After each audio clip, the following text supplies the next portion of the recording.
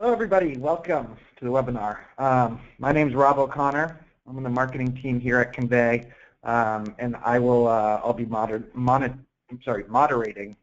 for Matt during the webinar. Before we get started, I just want to let everybody know there's a little questions area in your GoToWebinar panel.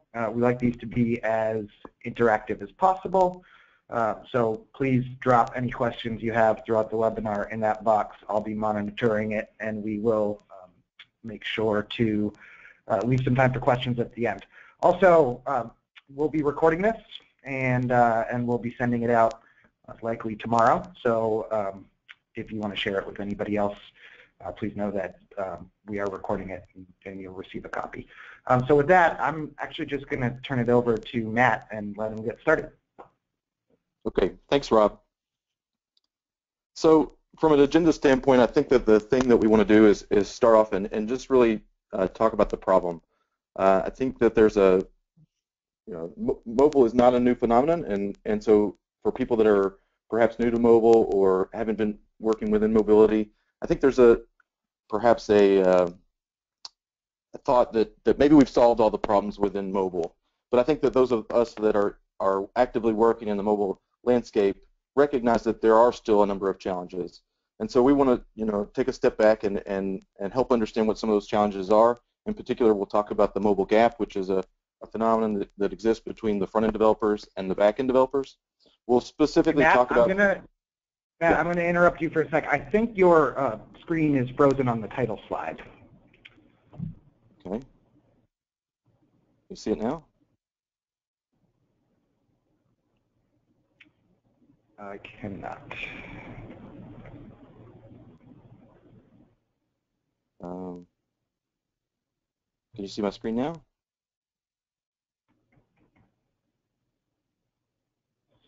Still no.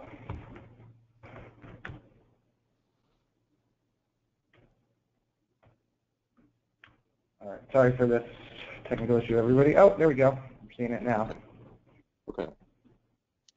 All right. And so we'll talk about the problem, in particular the mobile gap, and then we'll specifically drill down into some of the challenges associated with interfacing with SharePoint and Salesforce. Now, these challenges aren't necessarily unique to those two environments, but that's what we're talking about today, and we'll specifically highlight too some pain points that are specific to them. And then finally, we'll jump into a demo. And so I've built a demo on the Onic framework, and we'll talk more about that. But what I'm really going to focus on is showing you how, from a backend perspective, we can enable you to connect to multiple enterprise authentication systems, to connect to Salesforce, and to connect to SharePoint with zero code. And then we'll leave some time at the end to do some Q&A. So my screen refresh, Rob?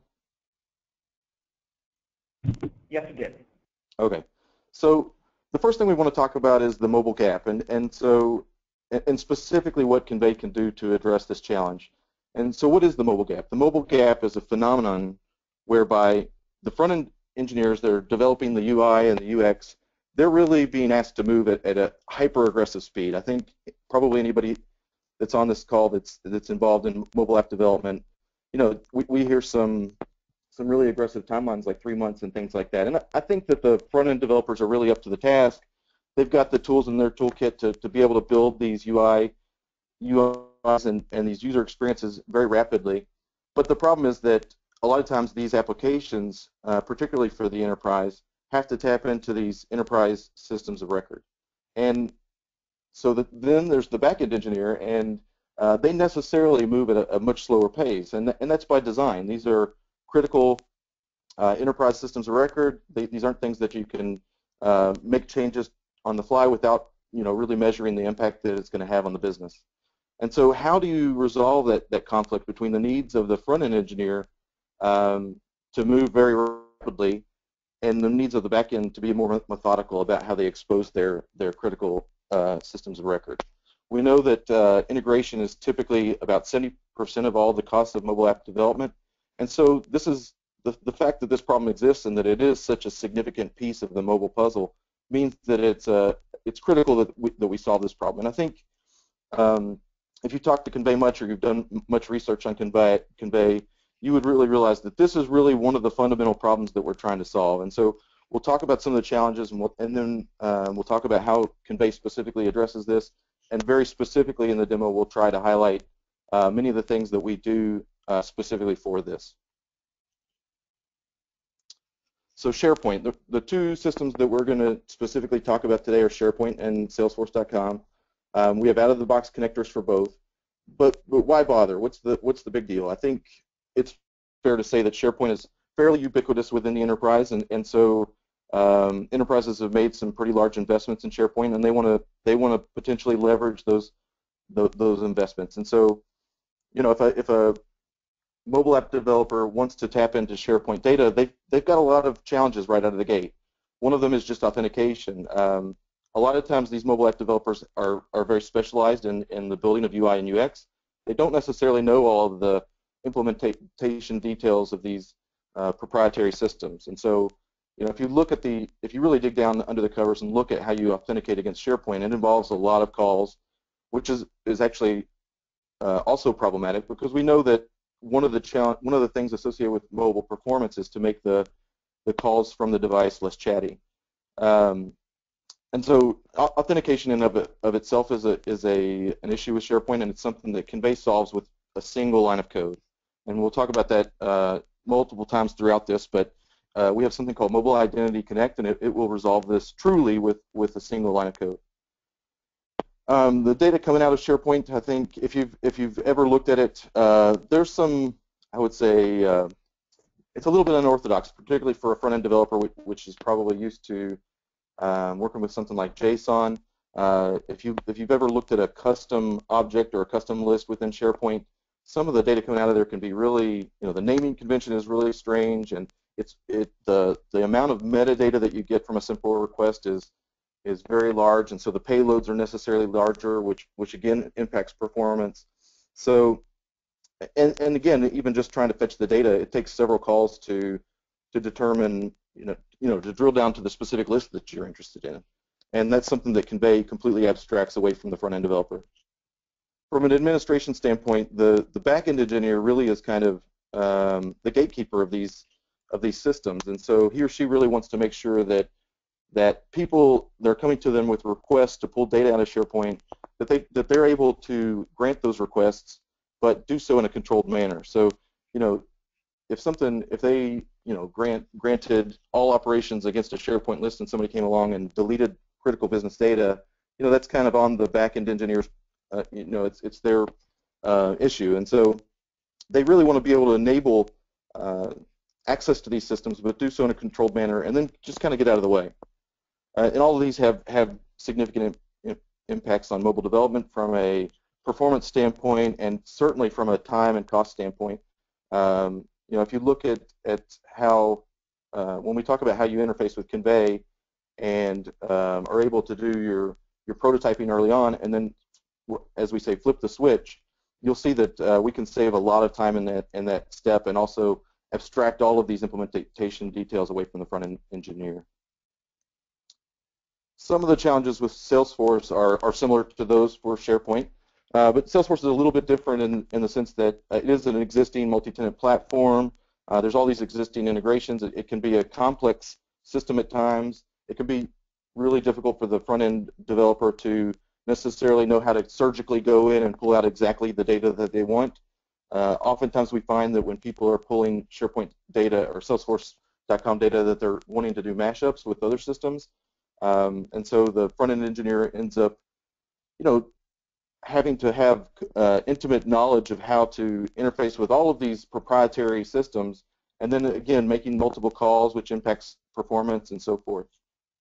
If you look at the APIs, Salesforce again has some challenges. They do some what I would say unorthodox things in terms of one of the examples that I can give is if they return an array.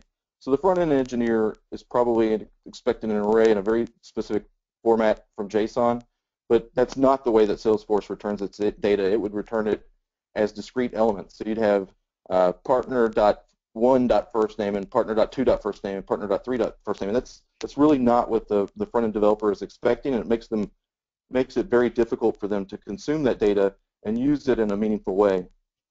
again, authentication with Salesforce can be a challenge, and the front-end developers typically don't have the proprietary knowledge for how to do that. And even if they did, it takes a lot of steps, and it's not only figuring out how to authenticate. It's also what happens if you have a network outage, and how do I manage the auth token, and how do I manage the refresh token, and there's a lot of heavy lifting that goes on behind that. And I spoke to some of this before, but I think it's fair to say that the data coming out of Salesforce is not mobile optimized. So there's you get a lot of metadata that you're not expecting and don't need. The naming convention is particularly for custom fields within Salesforce is kind of strange. So ideally there would be a way to address this, and so throughout the demo, hopefully you'll get an opportunity to see that. And so that's where Kinvey comes in. We really will sit in between the mobile developer and these enterprise systems of record. We have a no-code interface to both of these. And so we'll take care of all of that authentication. We'll take care of all the token management and the refreshing of the token. And from a data mapping perspective, you can essentially auto-map the list coming out of SharePoint or the data coming out of Salesforce.com. You can also transform it in great ways because, again, we want to make the payload smaller so we can filter. The naming conventions coming out of these are somewhat unexpected, and so we can change that on the fly. And then we also find in our enterprise base that, for systems like, say, an SAP, it may very well be that the mobile device can't, in a sub-second way, go all the way out to some SAP systems and bring that data back. And so what some of our customers are doing are using our cloud caching mechanism to cache some of that data within Kinvey and make it such that you can still get sub-second performance even from these proprietary systems that might not be performant enough in general.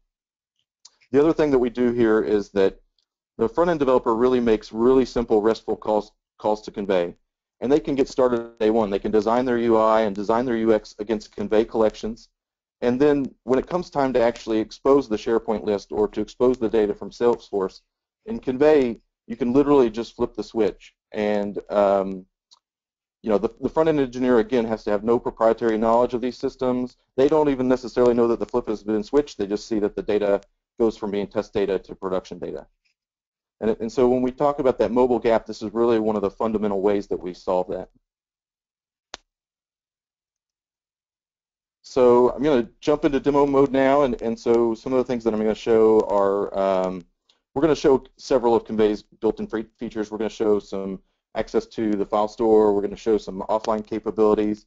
From an authentication perspective, we're going to highlight Mobile Identity Connect, which is a really great way to interface with essentially any identity provider, and we do so with a single line of code on the client side. And one of the interesting things that you can do is you can sort of flip the switch from an authentication standpoint too. So within the demo, you'll see me initially tap into ADFS, Active Directory Federation Services, and then we'll authenticate that way, and then we'll log out and authenticate using ping identity with no changes on the client side. And then we'll go and talk about Salesforce and SharePoint in particular, and we'll show how we can discover, map, filter, do all these things without any lines of code having to be written. And so ultimately, I talked about how that backend engineer wants to kind of configure in a controlled manner and then just kind of get out of the way. And so that's really what we're going to show in the demo. So I'm going to jump out of PowerPoint mode. And now you should be seeing the back end. Rob, can you confirm that? Yep, absolutely. Okay, great. All right, so the first thing I would just say is right now we don't have anything built up in this back end. I've got a back end ready to support this mobile application, but there's nothing constructed today. You can see there aren't any collections. If I go to users, we don't have any users configured within this application right now. If I look at the data store, we don't have anything in the data store, and we don't have anything in our file store. From a data link perspective, data links are the mechanism that Kinvey uses to interface with third-party systems. And so you can see I do have a number of microservices here that I could potentially leverage. as part of a catalog, but I'm not going to do that for the purpose of this demo. I'm going to actually build everything completely from scratch. And then finally, from a business logics perspective, I don't have anything there today. So we're going to build all this up right now. So the first thing I'm going to do is jump into my application on the front end. This is actually running on a physical device. It's not an emulator. And again, it was written in Ionic. Ionic has they have some templates that are available, and so I used the Ionic starter template called Tabs, and I added a menu to it and built a couple of forms around it. But for the most part, the front end side of the application is fairly simple and built in Ionic. So the first thing I'm going to do is go to the login screen, and I'll try to log in, but we'll see that I don't have anything configured. So I get an error, nothing happens, and you see that we're unable to connect, and that makes sense because we don't have anything on the back end yet to support that. So what I want to do now is actually go in and configure this to be able to authenticate against Active Directory Federation services. And so I'm going to go to the Auth Source tab, and this is where we configure an auth link for Mobile Identity Connect. If you look, we have a number of different providers that you can, protocols that you can use. For the purposes of ADFS, I'm going to use SAML redirect. And then when you do so, I just need to fill out these 4 fields. So I've got a macro that should help me out here.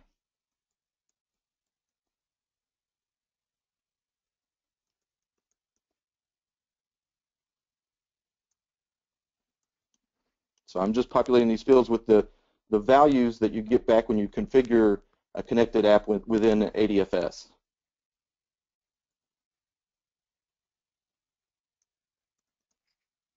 Okay, so I've got all those configured. Now I'm just going to come down and say Save Auth Service.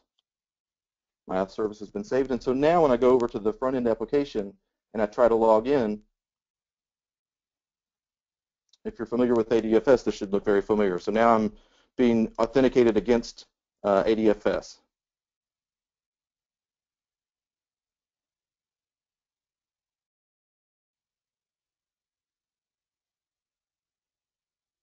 And so we authenticate, and now we recognize that we are authenticated and we're logged in.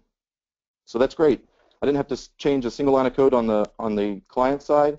The client side actually used one single line of code to do this interface, and then we take care of all of the rest. We take care of in the auth token, storing the auth token, refreshing the auth token based on your TTL, all of it.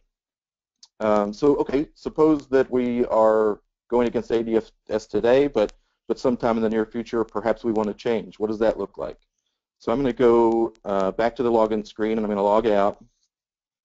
And now I'm going to come in here on the backend side, and I'm going to change this to, instead of pointing to ADFS, now I'm going to point it to ping identity.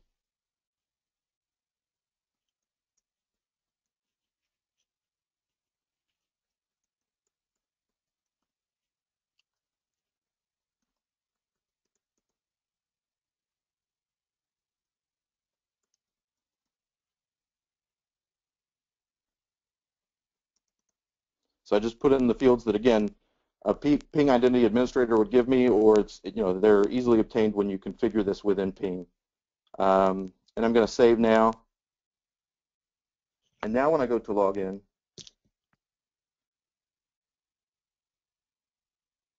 you'll see that I'm actually logging in against ping identity.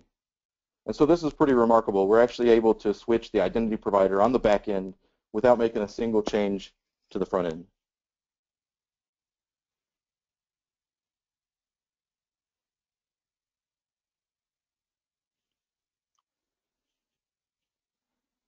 So again, I've authenticated, it recognizes that I'm authenticated, and it takes me to the home screen. Okay, so now we've got authentication taken care of. Now let's actually make something meaningful out of this application. I want to make this for the Kinvey salespeople. I want to make it such that they can talk about the products, be able to do a lookup on specific products. I want them to be able to look through a list of partners that will be coming from Salesforce. I want them to be able to pull. I want to give them the ability to have a to-do list that they can pull from a SharePoint list. And then I want them to be able to put some content in the file store that they could potentially share with a prospect. So the first thing we'll do is the products.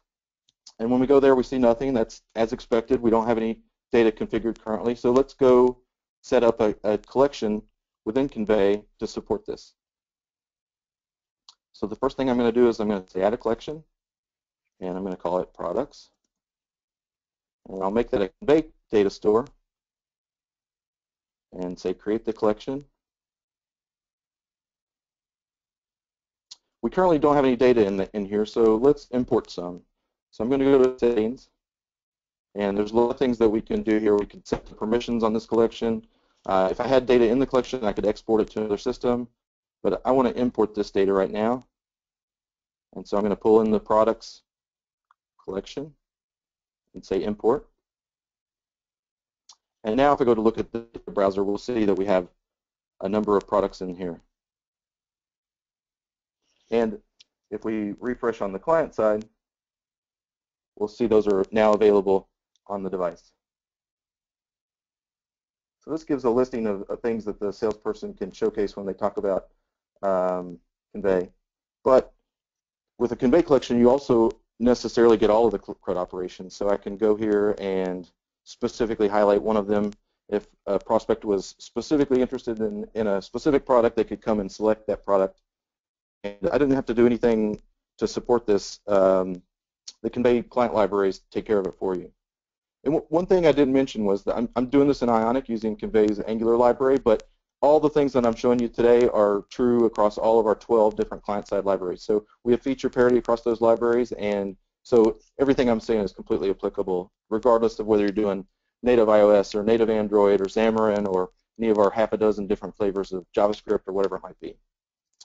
Okay, so we have some data here, and we were able to pull that in.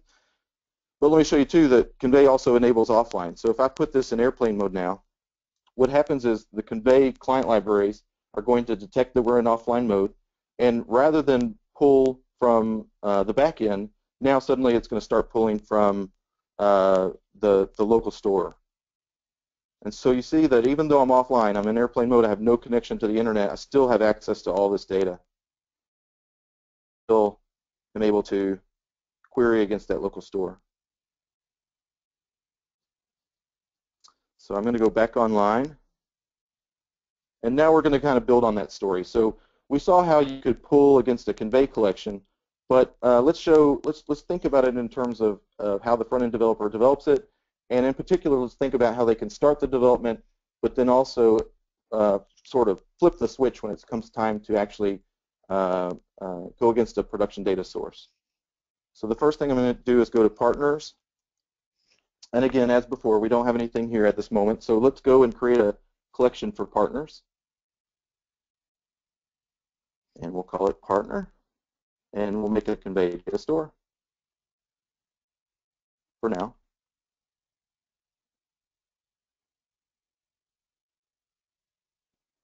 And we'll pull in some data.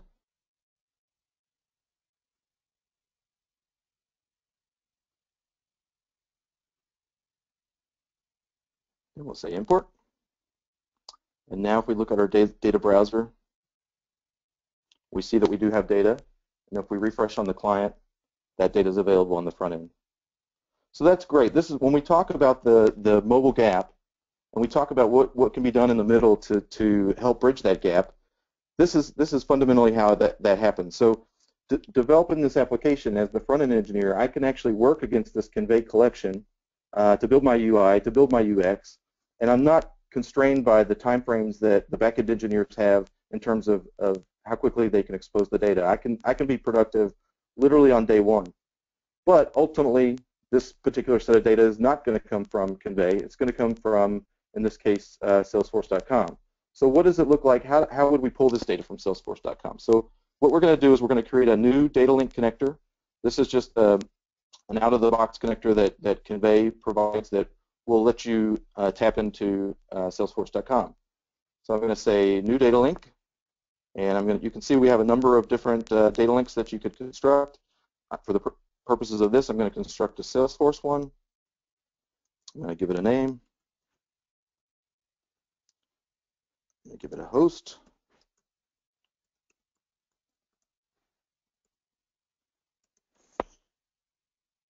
We can authenticate it in any number of ways. We can use Mobile Identity Connect, we can use a service account, or we can use a service account with OAuth. I'm going to choose a service account.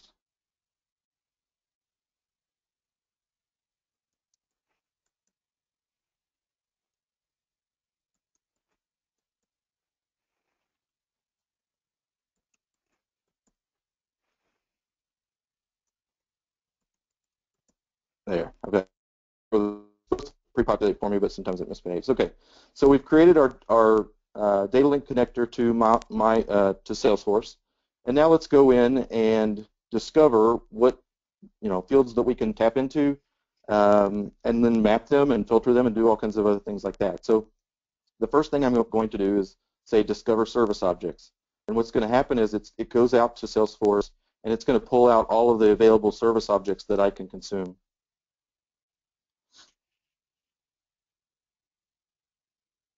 So I really want to consume the opportunity record, so I'm going to scroll down to that,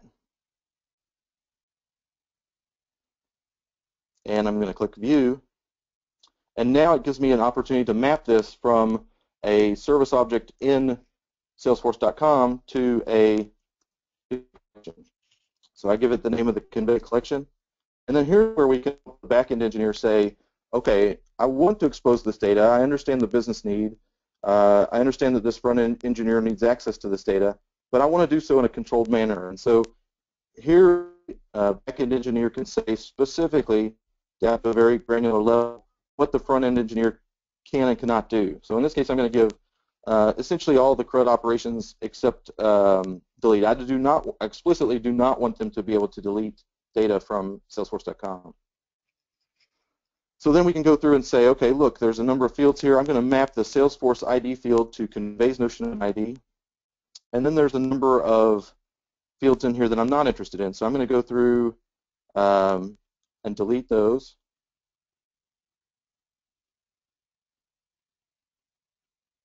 And like I said, some of these systems can be very chatty. Some of the times they have fields that are strange if it's a custom field.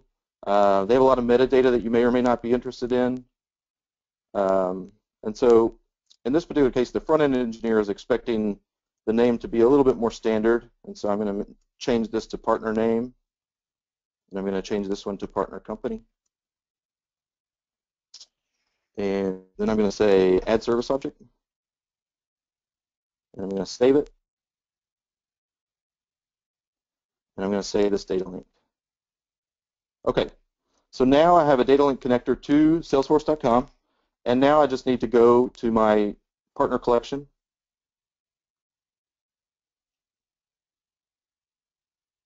And go to settings.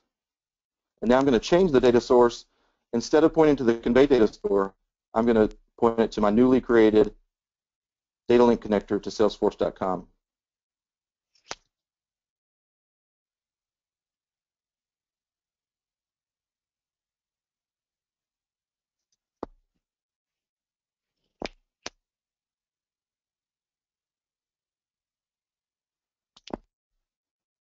So if we go look at my data link connector,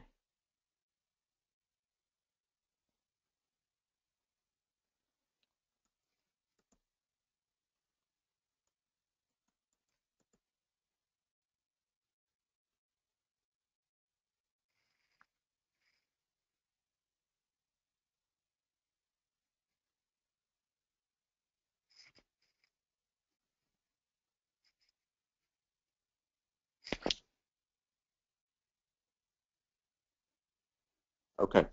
So now we see that on the front end, the data is now being pulled from Salesforce.com. But what's going on here? We've got a number of blank fields. We've got a lot of fields here. I'm only expecting about 8 or so. Well, the problem is the front-end engineer didn't realize that we're pulling from a specific account. And so the front-end engineer could build that into their query, but I don't want them to have to. So I can go in and actually put in a prefetch hook on this. This is just business logic that runs, and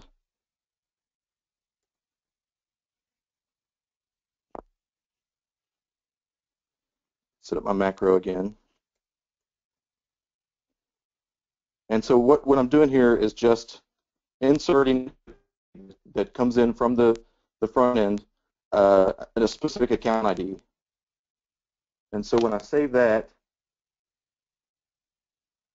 and refresh on the front end, you see that now we filter all of those erroneous accounts.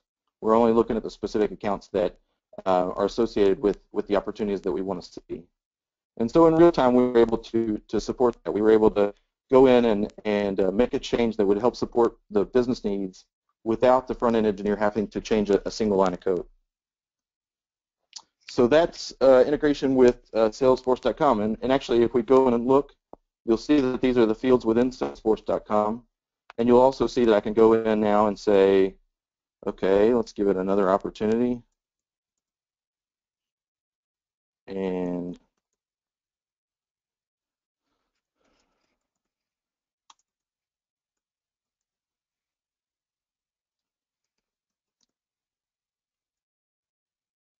a couple of fields, and I'll save that.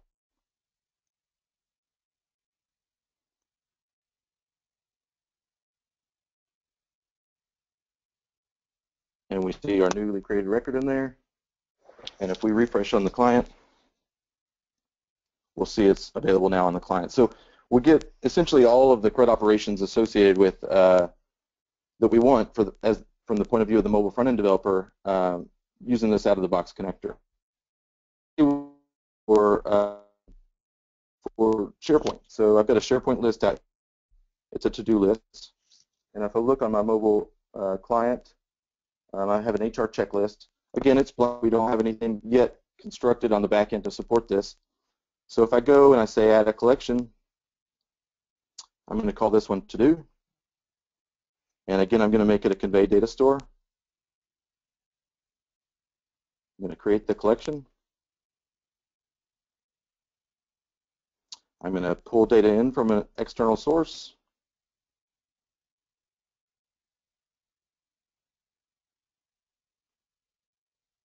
And say import.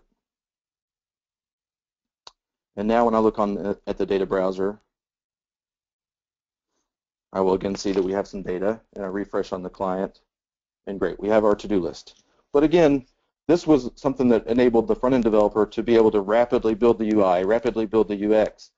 But ultimately, I want this to come from that SharePoint list that I showed. So let's go through that process of setting that up. So I'm going to go back to data links. I'm going to say a new data link connector. This time I'm going to choose SharePoint. And we can actually go against SharePoint on-premise or SharePoint Online. I'm going to do the online version, put in the host.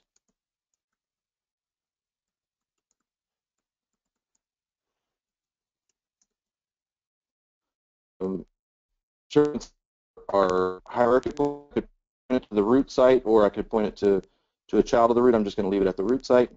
Again, we can authenticate in a number of different ways. I'm going to use a service account.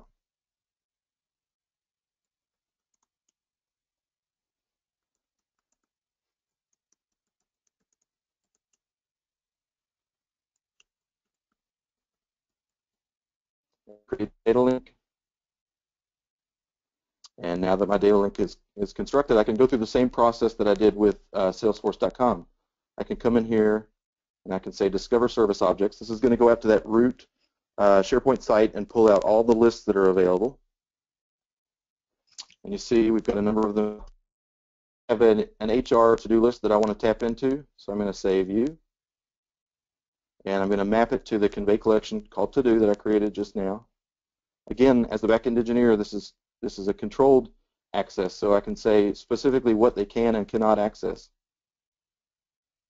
And then again, SharePoint has a number of fields that are associated with their OData that's and metadata that's a little bit unusual, so I can just filter those out and only get the ones that I'm particularly interested in. I'm going to map the ID field to Kinvey's notion of ID, and then the rest of these I'm just going to get rid of. It makes for a larger payload, and for the purposes of this, I'm not really interested in it. You can see all of this data that normally would have come across and affected performance that we don't really need, we can get rid of. So I'm going to add that service object, save my changes, save the changes to the service object and now the data link. And now let's go back to our to-do list and attach this newly created data link connector to SharePoint. So I go to settings, I say change data source, and I point it to my newly created DLC. I say confirm change. And when I refresh on the client, I see a different set of data, a set of data that is associated with this SharePoint list. So we see harassment training and peer review, W2, and complete 360 survey. And furthermore, I also get, because I enabled it, I also get insert operations. So if I go to my tasks and I say I want to add a task, so I'm going to say I want to be happy, and I want to be happy before the holidays.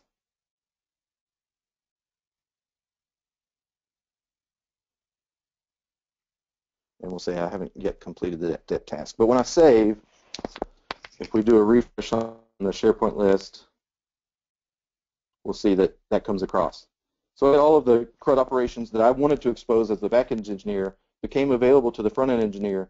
And from the front-end engineer's perspective, he or she did not have to have any intimate knowledge of SharePoint whatsoever. He didn't have to know how to connect to it, authenticate against it, how to filter the data. All the front-end engineer did was interface with a simple Kinvey collection using our client-side libraries. And typically, the interface between using our client-side libraries to our collections is typically 1 to 2, 1 to 3 lines of code. So it takes something that can be very proprietary and potentially difficult to do for the front-end developer and makes it very trivial. And so lastly, I want to go and actually want to give the salespeople the ability to show some collateral to prospects. And so what I'm going to do is use the Kinvey file store to do that. And if I go in, we do have a file store. It's a true CDN, so you get all of the acceleration capabilities and all of the geographically dispersed capabilities of this. So let's go and actually put some content in here. So I'm going to add a couple of PDFs that our marketing team put together. One is on mobilizing SharePoint, which is a great read if you're interested. And it talks about some of the things that I've discussed just now. And then we're going to do our security overview.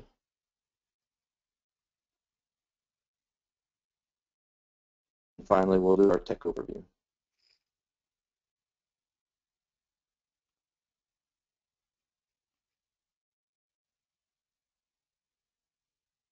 And now I can actually add a couple columns. I know that the front-end engineer wants to be able to dictate what the icon looks like, so I'm going to add a field to support that.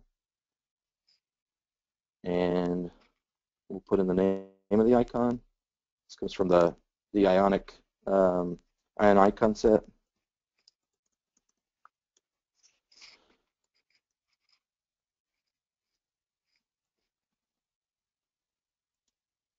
And then finally, one last thing, we'll add in a pretty name, because all of the fields thus far aren't necessarily friendly from exposing to the end user. And so we've got security overview, SharePoint, and technology. Okay. So we'll give this one a security overview, and we'll call this one mobilizing SharePoint. And we'll call this one technology white paper. And then now when we refresh on the client, we'll see that we get those 3 available to us. And if I wanted to click on one of them, it's actually using the client-side libraries. It's actually using the client-side libraries now to be able to pull that content. And you can use the libraries to either download the content physically to the device or to stream the content, as the case in video. So we've shown a lot here. Actually, just to kind of summarize, we went through and we showed the ability to configure the authentication on the backend system, and with a single line of code make it such that you can authenticate against any identity provider, and we'll take care of all the token management. We'll take care of the auth token, we'll take care of the refresh token, And again, it's a single line of code from the mobile client. And we showed how we could actually flip the switch there. Initially we were going against Active Directory federated services, but then when we flipped the switch, we were going against ping identity. No code changes on the client side were needed.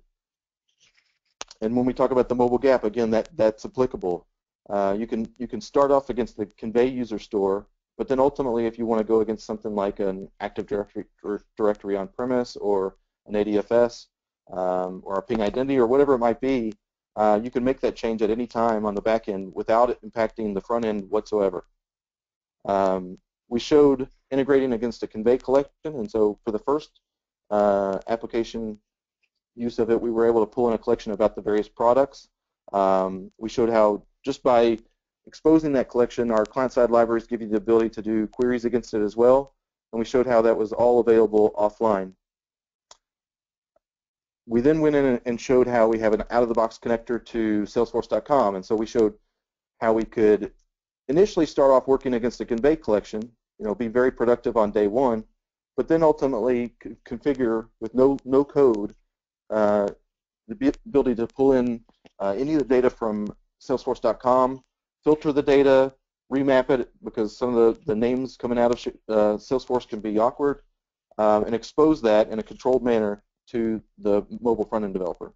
We did the same with SharePoint. So we went in with the to-do list and we went and initially went against a Kinvey collection so that the front-end developer could be productive very quickly, but then ultimately flipped the switch to a SharePoint list that we then had full CRUD operations against, or at least all of the ones that the back-end engineer wanted to expose. And then finally, we showed integration with our file store, which is a CDN, and we showed the ability to quickly upload content and make that and expose that to the mobile device. So I think that's all I have for the demo at this time. I think if we want to open it up for questions.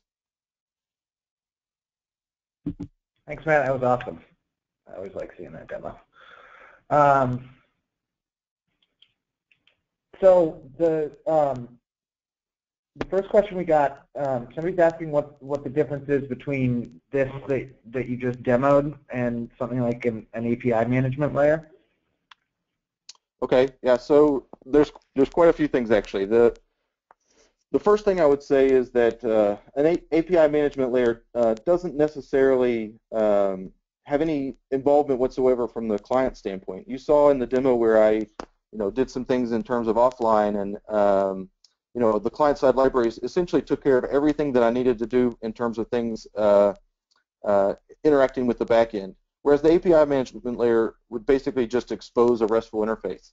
The other thing is that you might potentially tap into data sources that don't run through your API management layer. So like we showed today with Salesforce.com, the API management layer wouldn't even be applicable there necessarily. I think if I'm looking at it from the standpoint of the front-end developer too, it may sound well and good to expose a RESTful interface, but that's only really taking some of the complexity off the mobile front-end developer's plate. Number one, it doesn't give you that level of abstraction necessarily. So if the back-end endpoint changes, then you'll necessarily have to change that on the client. I think you saw several examples where I didn't have to do that today. But then also, the front-end developer still has to do quite a bit of heavy lifting to interface with a RESTful service. For one, they have to do it across all of their different, across all of the different libraries that they would want to support. They have to worry about networking. What happens if your network suddenly gets wonky and you're midway through authenticating or midway through the process of digging down into the RESTful interface that's exposed. And then the last thing I would say is that I think the API management layer doesn't always have the full context. So you saw me do some interesting things in the business logic layer, and part of the reason why that we can do such compelling things in that layer is because we do have the context. If you on the back end we know who the approving manager is, and we know who where to route a given request and so forth. And the API management layer doesn't necessarily always have that. Makes a lot of sense. We've got a great question here. So there's a scenario, a potential scenario where the Salesforce new release updates, say, an opportunities object. So like new methods, updated methods, new fields, removed a field that was used in a data link on Kinvey. How does Kinvey manage that dependency? Yeah, so I mean that's on us, and that's part of the beauty of a managed service is that we will take care of that, and we will that will be completely abstracted away from the mobile developers. Awesome. Somebody's curious how long it took you to build the front end for the app that you demoed.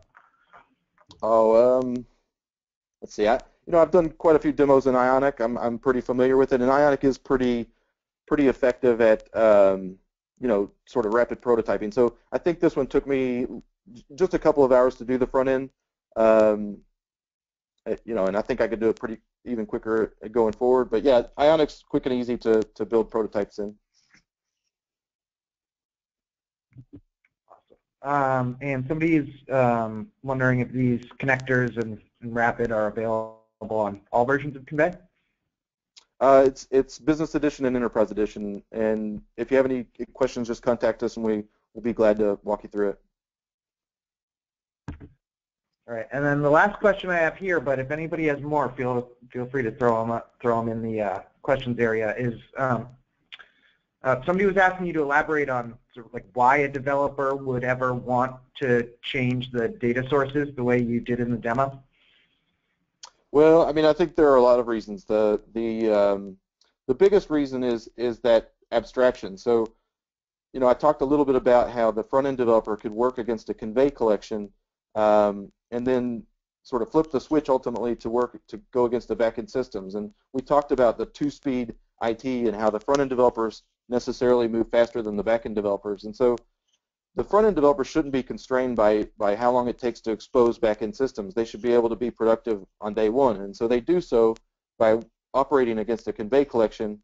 And then when it comes time to actually hook it into the back end, you just do that flipping the switch. I think it also has implications in terms of a standard development release schedule. So if you think about, we have some interesting things that help you go from dev to test to pilot to production. We can clone our backends and to support that. And then from a data standpoint, you can also flip that switch to go from, say, a test instance of Oracle to a pilot instance of Oracle to a production instance of Oracle. So there's quite a few reasons why you would want to do it. And I think the real big strength, and hopefully something that you take away from this, is that the front-end client, it was completely abstracted away from them. And every time I made those changes, it didn't require a single line of code change on the mobile client. All right, thanks, Matt. So that is all the questions that we had during the webinar. If anybody attending comes up with any more after the fact, you can email webinars@kinvey.com, and we'll get back to you with an answer. Again, we're recording this, so stay tuned for an email with the recording just as soon as it's ready. Thanks again, everybody, for attending. Thank you, Matt, for presenting, and we hope we see you on the next webinar. Thanks. Bye-bye.